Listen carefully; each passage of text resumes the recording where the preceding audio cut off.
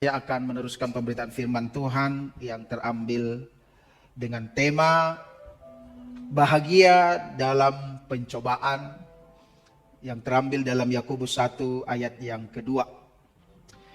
Kita akan membaca firman Tuhan ini bersama-sama, baik yang di rumah supaya juga saudara berinteraktif dengan kami di gereja ini, supaya kita sama-sama menjalani ibadah bersama baik secara online. Jika sudah, kita baca bersama-sama dengan bersuara. 1, 2, 3. Saudara-saudaraku, anggaplah sebagai suatu kebahagiaan apabila kamu jatuh ke dalam berbagai-bagai pencobaan. Seterusnya, sebab kamu tahu bahwa ujian terhadap imanmu itu menghasilkan ketekunan. Ayat yang keempat, dan biarkanlah ketekunan itu memperoleh buah yang matang, supaya kamu menjadi sempurna dan utuh dan tak kekurangan suatu apapun. Katakan amin. Saudara-saudara yang dikasihi Allah, ayat ini hampir semua kita yang membaca Alkitab, yang senantiasa setia beribadah, ayat ini seringkali dikhotbahkan dan juga hampir kita semua memahami makna daripada ayat ini. Jikalau dalam Yakobus yang pertama ayat yang kedua berkata, saudara-saudaraku, anggaplah sebagai suatu kebahagiaan apabila kamu jatuh ke dalam berbagai-bagai pencobaan. Maksud jatuh dalam pencobaan bukan berarti saudara ketika saudara mengalami pencobaan, saudara justru jatuh seperti Hawa ketika digoda, ketika dicoba oleh ular, dia jatuh dengan memakan buah itu, lalu berkata bahwa Hawa pun bahagia. Bukan itu yang dimaksud jatuh itu. Arti kata jatuh adalah saudara mengalami yang namanya cobaan, mengalami yang namanya ujian, mengalami yang namanya kesulitan.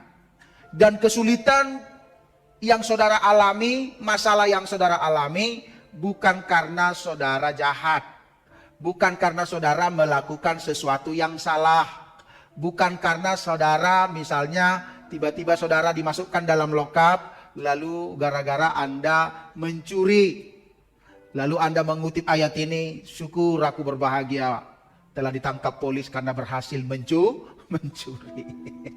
Ya, bukan itu yang dimaksud dengan berbahagia kalau jatuh dalam pencobaan, bukan itu. Ya. Tapi lebih kepada saudara tidak buat apa-apa kesalahan, saudara tidak sengaja berbuat sesuatu yang tidak berkenan,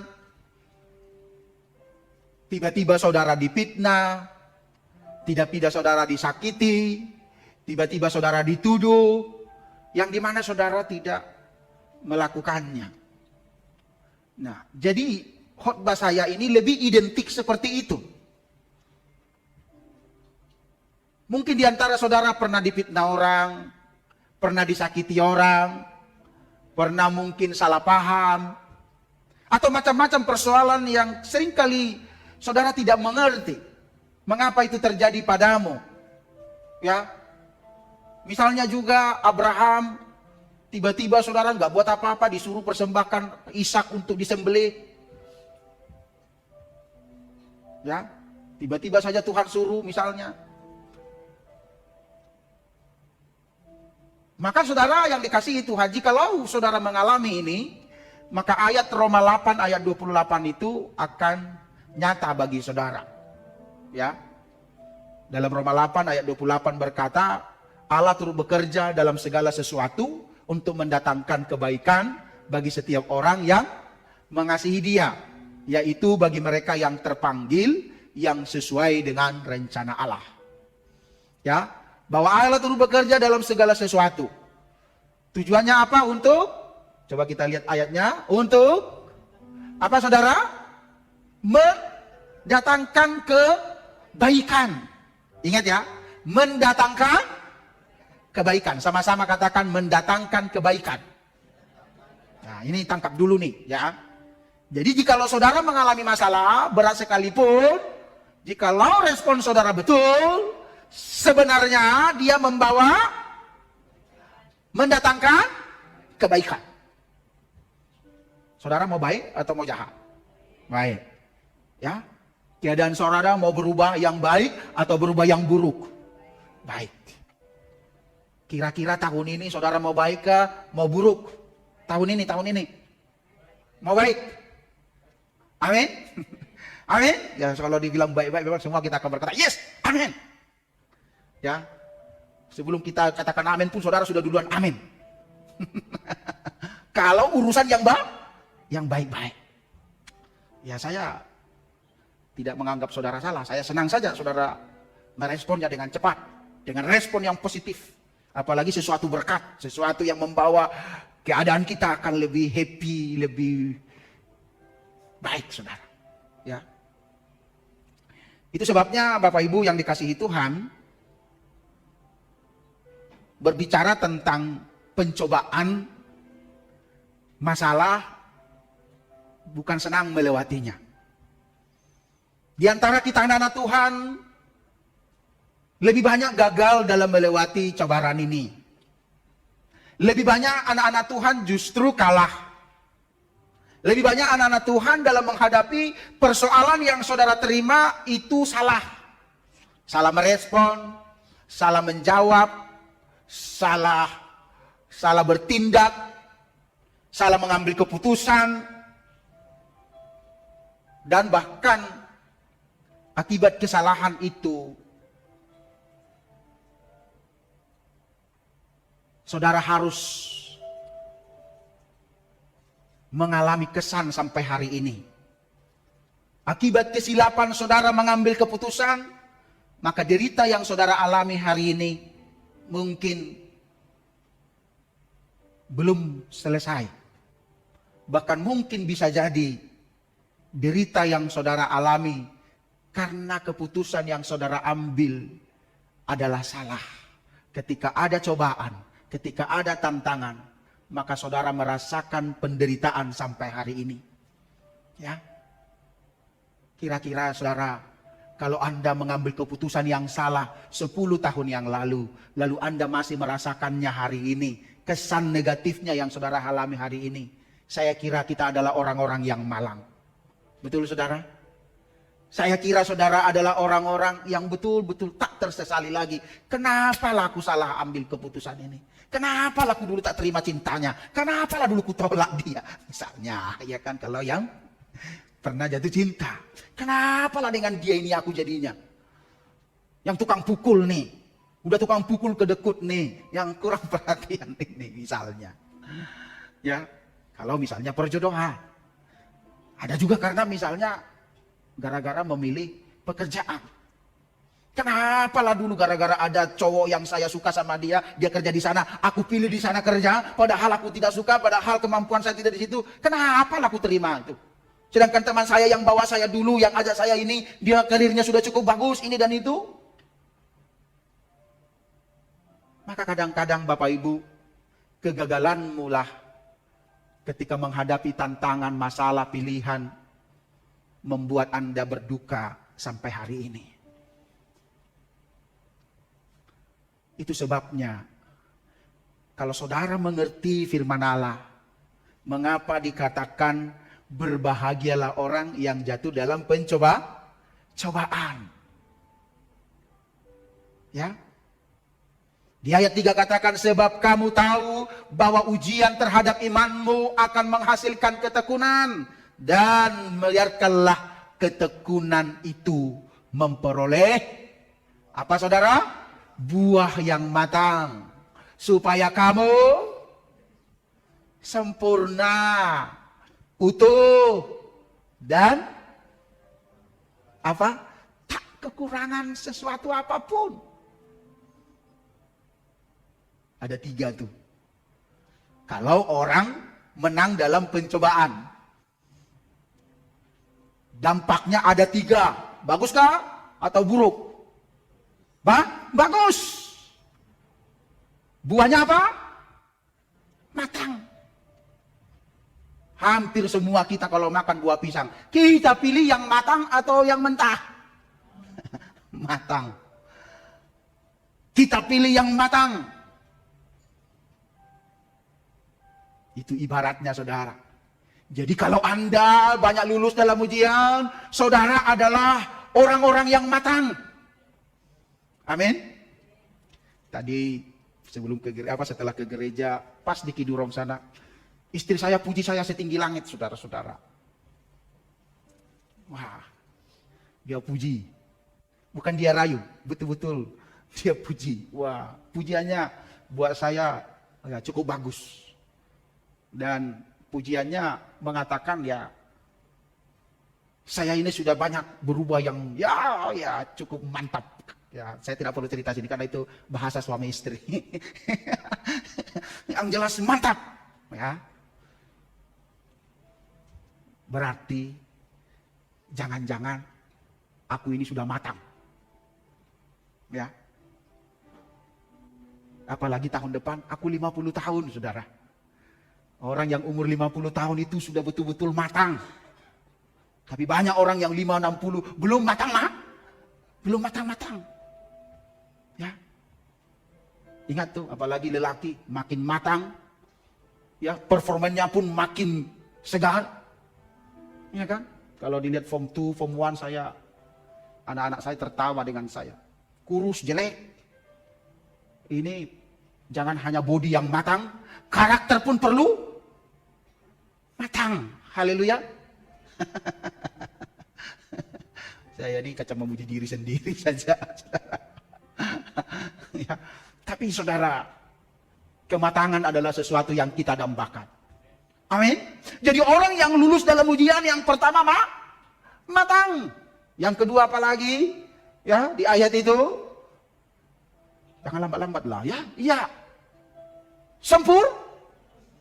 Menjadi sempurna, utuh. Wah, sempurna utuh. Kalau berumah tangga utuh.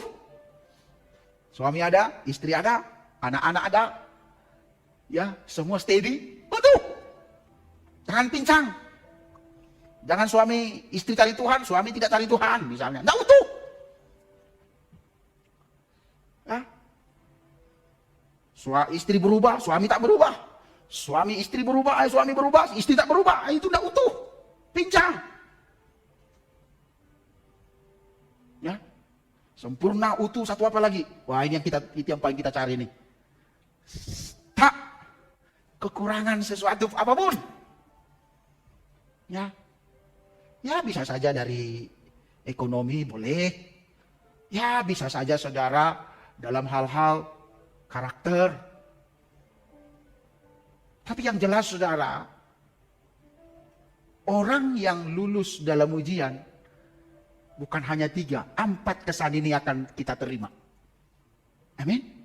Maka itu sebabnya saudara yang dikasihi Allah, berbahagialah orang yang jatuh dalam pencobaan. Jadi kalau hari ini ada masalah yang saudara sedang hadapi, boleh nggak Anda berkata, terima kah? Terima kasih Tuhan. Boleh ya? Halo, kalau hari ini kalau dipitnah temanmu hari ini atau kemarin, ya, maka saudara sumpah-sumpahmu kau cabut, kau ganti dengan ucapan terima kah? Terima kasih Tuhan. Berarti akan ada sesuatu yang baik datang untuk Anda alami. Tadi pagi saya sudah bersaksi, ketika saya baru datang bergereja, baru hadir di sana beberapa minggu, mungkin 3 minggu lah atau 1 bulan, saya hampir lupa ya. Tapi tiba-tiba aku dipitnah saudara-saudara, dipitnah, dituduh yang bukan-bukan. Ya, saya nangis saudara, karena tuduhannya itu cukup memalukan ya. Dituduh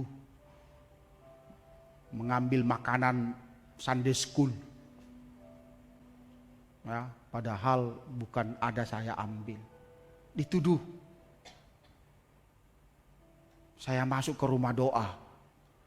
Saya doa di sana. Saya mengampuni orang yang menuduh saya. Saya memberkati orang yang menuduh saya. Dan saya minta kekuatan supaya muka saya ini tebal Bapak Ibu. Supaya walaupun orang berpikir jahat dengan saya tetap kuat. Ternyata apalagi baru masuk ke gereja baru, sudah barang tentu orang akan berkata, si Boyman ini baru datang sudah bikin hal misalnya. Iya kan? Itu bukan sesuatu yang senang menghadapinya. Dan tidak lama kemudian saya dipromosi untuk menjadi ketua pemuda di gereja itu. Dan melalui itulah saya boleh jumpa saudara hari ini. Haleluya. Saya boleh ke negeri jiran ini. Ya. Saya boleh berdiri di hadapan saudara menjadi berkat. Kira-kira Bapak Ibu, kalau waktu itu aku sumpah-sumpahi orang lari dan keluar dari gereja itu, kira-kira jumpa enggak kita ini? Hah? Tidak. Saudara belum tentu juga jadi cinta Tuhan, Pak Sadi. Iya kan? Boleh jadi. Dah lama enggak ke gereja kan? Boleh jadi. Tidak sampai jadi diaken. Iya kan? Saya pun nggak tahu istri saya ini dengan siapa jadinya nanti kalau tidak jumpa dengan saya ini kan.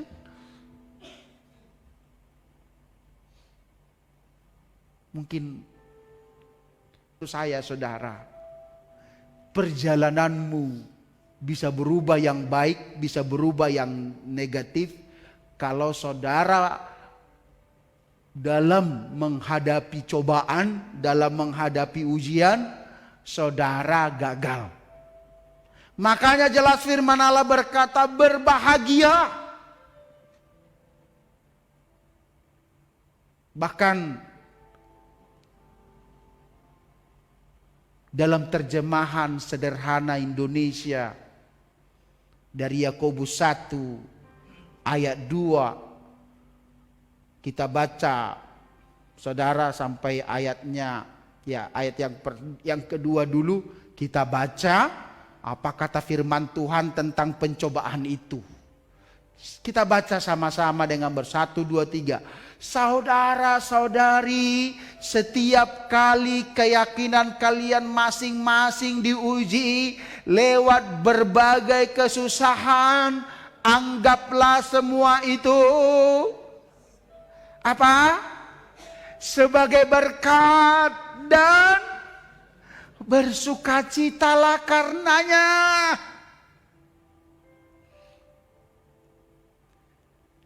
Anggaplah semua itu apa tadi? Sebagai berkat. Ayo sama-sama katakan sebagai berkat. Nah, ya. Anggaplah semua itu sebagai berkat.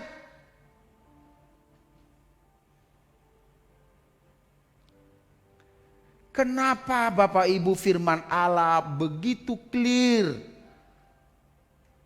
Tadi kata berbahagia, kata di sini lebih bagus lagi, ya. Sebagai berkat. Memang saudara, kalau hidup kita jadi sempurna, jadi utuh, tak kekurangan sesuatu apapun, bukankah itu berkat? Amin.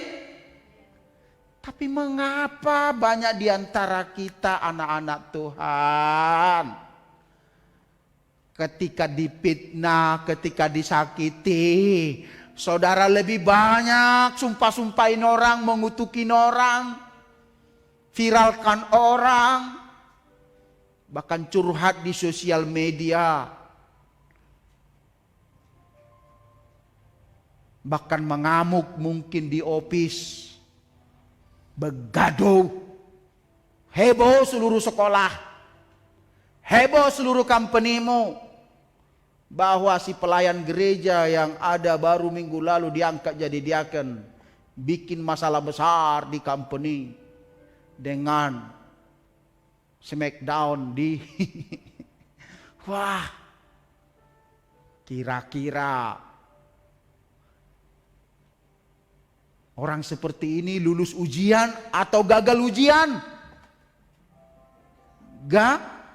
Gagal. Anggaplah sebagai kebahagiaan. Yang kedua, anggaplah sebagai berkat. Nah, kita lihat lagi terjemahan dari bahasa Indonesia masa kini. Kita baca yuk, 1, 2, 3. Saudara-saudara, kalau kalian mengalami bermacam-macam cobaan, hendaklah kalian merasa beruntung. Ayo kita sebut lagi, 1, 2, 3. Merasa beruntung. Amin. Amin. Wah nih, tadi anggaplah jadi berkat, anggap kebahagiaan. Ini beruntung. Saya nih mau sampaikan, supaya saudara ketika menghadapi masalah, cara pandangmu itu diubah. Amin. Bukankah firman Allah berkata tadi, Allah turut bekerja dalam segala sesuatu untuk mendatangkan kebaikan. Bukankah firman Allah berkata, tiap langkahku diatur oleh Tuhan, dan tangan kasih-Nya menuntunku. Di tengah badai dunia menakutkan, hatiku tetap tenang teduh. Tiap langkahku, ku tahu Tuhan yang pimpin. Ayo musik. Ke tempat tinggiku dihantarnya, hingga sekali nanti aku tiba di rumah Bapa surga yang baka. Mari kita lakukan ini sambil tepuk tangan. Tiap langkahku diatur oleh Tuhan, dan tangan kasih-Nya memimpinku. Di tengah badai dunia menakutkan, hatiku tetap tenang teduh. Sama. Tiap langkahku, ku tahu Tuhan yang pimpin. Ke tempat tinggiku dihantarnya, hingga sekali nanti aku tiba di rumah Bapa surga yang baka. Kasih tepuk tangan buat dia.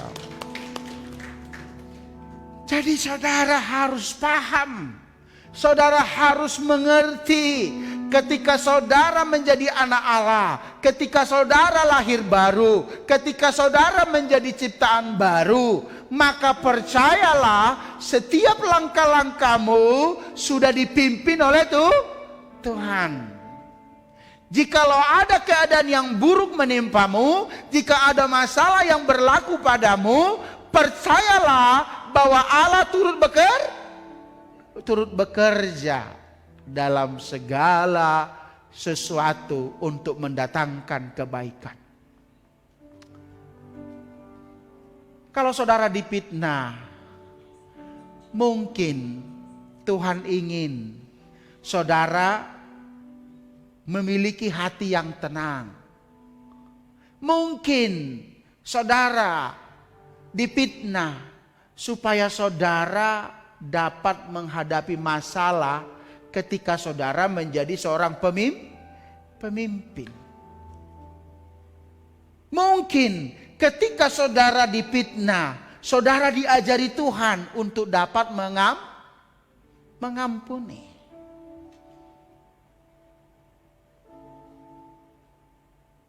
Makanya kadang-kadang saudara, kita harus paham ketika kita melihat bagaimana cara Tuhan membentuk kita. Dalam Yakobus 1 ayat 2 dalam terjemahan firman Allah yang hidup dikatakan lagi dalam ayat yang kedua, kita baca kembali sama-sama 1, 2, 3. Saudara sekalian yang saya kasihi, apakah kehidupan saudara sedang dilanda berbagai kesulitan, berbagai cobaan? Teruskan. Kalau demikian, bergembiralah. Wah, makin lengkap ini. Tadi bahagia, yang kedua sebagai berkat, yang ketiga beruntung, yang keempat apa? Bergembiralah. Saya tidak mengajar Anda kalau ada masalah lalu Anda menari-nari. Kalau saudara difitnah lalu Anda di kamar, terima kasih Tuhan aku difitnah, haleluya. Tidak mesti harus begitu bergembiranya. Yang kedua saudara adalah arti gembira adalah supaya saudara mengerti di sebalik kesulitan itu nanti kalau kau lulus kau akan terima berkat. Amin. Kau akan terima promosi, kau akan terima hal kedewasaan, kau akan semakin disempurnakan. Yang jelas keadaanmu akan lebih baik kalau kau responi dengan betul. Amin. Itu sebabnya kitab Yakobus ini sangat senang dibaca, dimengerti. Nah, kalau boleh saudara baca kitab Yakobus. Saya baca tafsiran dari, ada baru waktu saya ke Jakarta saya beli buku, saudara, tebal dia. Namanya David Dawson. Ya. Dia coba ungkap tulisan Yakobus itu di kata saudara-saudara. Tulisan Yakobus ini adalah adiknya Yesus. Ketika Yesus sudah lahir, maka Maria mengandung lagi. Ada 5 anak lelaki saudara, termasuk yang namanya Yakobus. Yakobus ini bukanlah rasul yang kedua, yang murid-murid Tuhan Yesus, tapi Yakobus ini adik daripada Yesus. Setelah Yesus lahir, maka Yusuf suami daripada Maria melahirkan lagi anak. Kalau saudara baca dalam Markus 6 kalau tidak salah saudara, ya. Ada juga adik-adiknya perempuan dan lelaki, ada nama Yusuf, ada nama Yudas, ada Yakobus, ada nama satu lagi saya lupa saudara-saudara. Yang jelas Yakobus ini adalah adik Yesus sendiri, ya, di mana ia mengatakan, ia menuliskan ayat itu begitu senang dipahami saudara-saudara.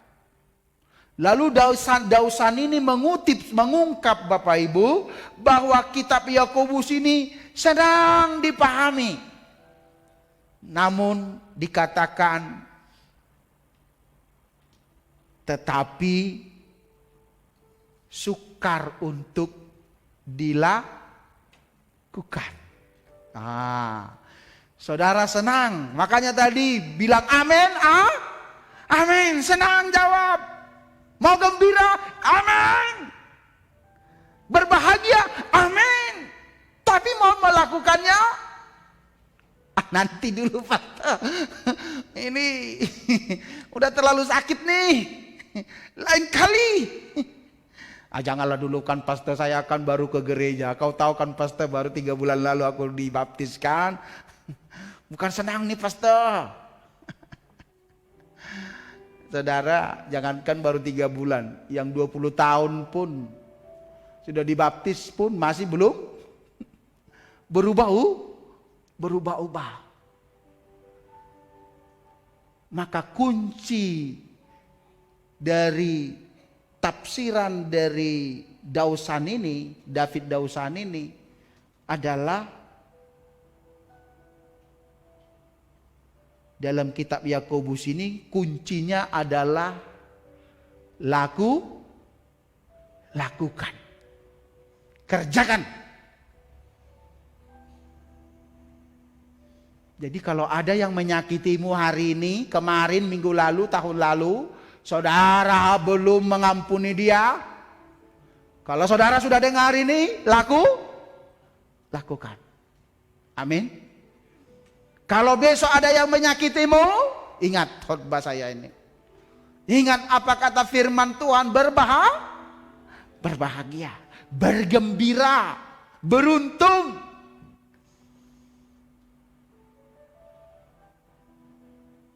Ya. Bahkan dikatakan dalam Yakobus 1 ayat 3 dalam firman Allah yang hidup. Kita baca 1, 2, 3. Karena jika jalan kehidupan itu sulit, kesabaran saudara memperoleh kesempatan untuk apa saudara? Tumbuh. Kira-kira Bapak Ibu, kalau saudara tanam pokok, kalau dia tidak tumbuh, kira-kira saudara senangkah? Marah. Aku letih. Saya di Miri sana ada saya tanam alpokado. Yang pertama durian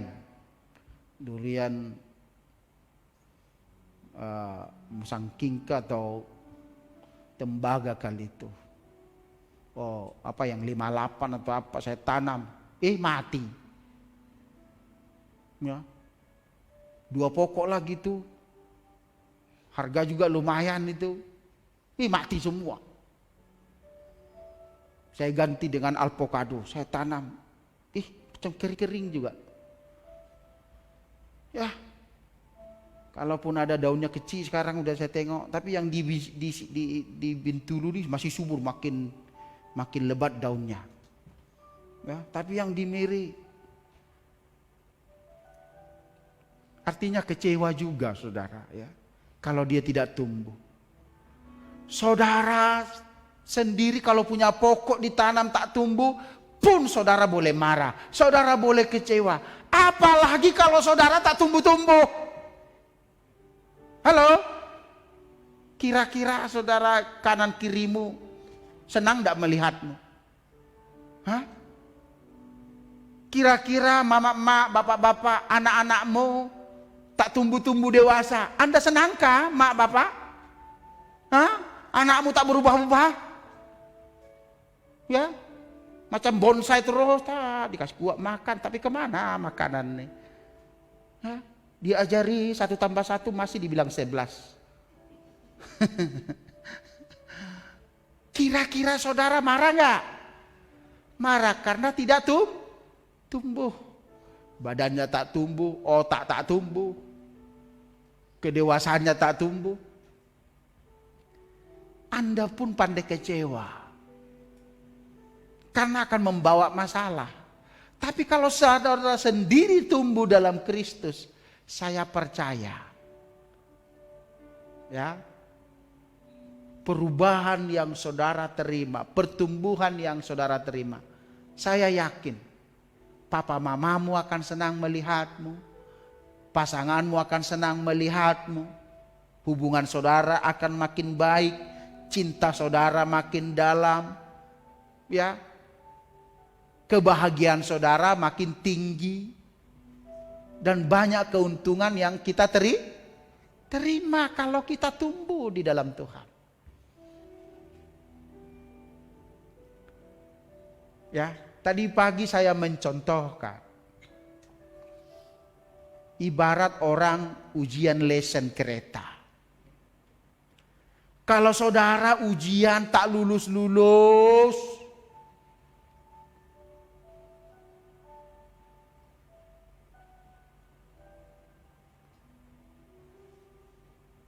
saudara akan lambat dapat lesen.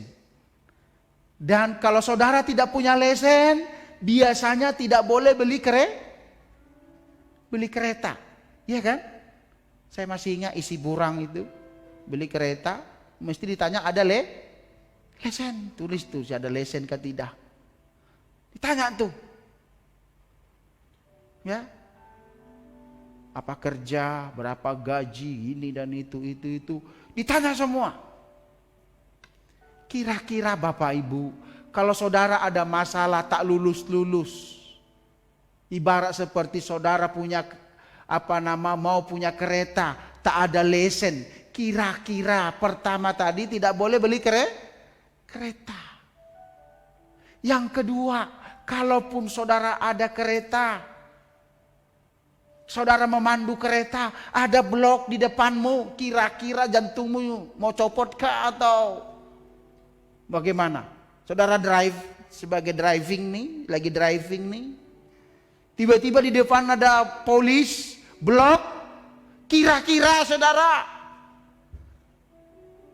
saudara jantungan enggak? Ya. Kebanyakan kalau tengok blok, rata-rata ada kereta yang berhenti. Dia kabur, dia tinggalkan lorinya, dia tinggalkan keretanya, dia lari kemana-mana. Menurut saudara itu punya lesen kah atau tak ada lesen? Tak ada lesen, tak ada surat ini dan itu. Betul kan? Kira-kira Bapak Ibu, saudara suka hidup seperti itu enggak? Hah? Tidak kan?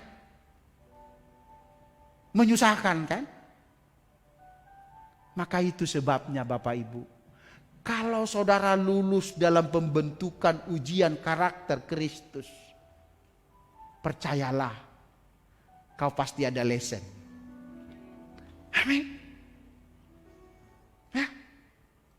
Ada lesen yang membuat perjalananmu lancar. Haleluya. Yang membuat masalahmu saudara makin sedikit. Tadi saya contohkan, lesen itu bukan hanya satu. Kalau kita punya motor, mesti ada lesen motosikal. Kalau kita ada kereta, mesti ada lesen kereta. Kalau kita ada helikopter, iya kan? Mesti ada apa? Lesen helikopter. Iya kan? Kalau saudara lulus sekolah dari SPM, ada sijil? Ada. Iya kan? Ada sijil. Menerima pekerja tamatan SPM. Kalau tidak tamat SPM, kira-kira diterima? Menerima pekerja lulusan insinyur, lulus ada sijil, dapat kerja. Jadi kalau hidup saudara tuh banyak lesen, semuanya lulus, maka perjalananmu mantap. Maka itu disebut kau sempurna, utuh. Maka Bapak Ibu pastikan berapa lesenmu. Halo, itu perlu lesen saudara. Kalau saudara bergaduh dengan abang adik tak lulus-lulus, gaduh terus, itu perlu lesen? Perlu. Dengan adik bergaduh terus, gaduh. Kalau suami istri, hari macam kucing dan anjing. Terus tuh dari dulu 20 tahun kawin. Kira-kira lulus gak lesennya itu? Lesen suami istri, lulus gak? Pertanyaan saya, berapa lesen yang kau sudah punya? Jangan-jangan belum ada. Halo. Maka itu sebabnya, di mana-mana kita, kalau ada masalah, sebetulnya itu ujian. Yang kedua, supaya dapat apa tadi itu? Lesen. Ketika saudara dapat lesen, perjalanan saudara lebih mudah, mulus, lancar, mantap. Makanya jangan-jangan saudara dari dulu ada masalah karena kau tak punya lesan, karena tak lulus-lulus. Sakit hatimu sampai hari ini belum betul. Dendammu sampai hari ini tak selesai. Tapi saya percaya kita sebagai anak-anak Tuhan, kalau kau mengerti ini, apapun masalah yang kau hadapi, kau dapat melewatinya dengan kemenangan. Amin. Mari saya jemput kita bangkit berdiri, kita responi firman Tuhan ini. Makasih Tuhan.